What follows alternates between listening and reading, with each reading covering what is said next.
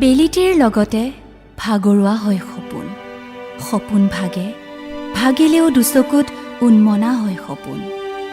সেই যে অজলা কাইটিৰ নঙলাৰ আগেৰে তয়ে ময়ে আহোঁতে যাওঁতে অঁকা সপোনবোৰ মনত আছেনে তোৰ?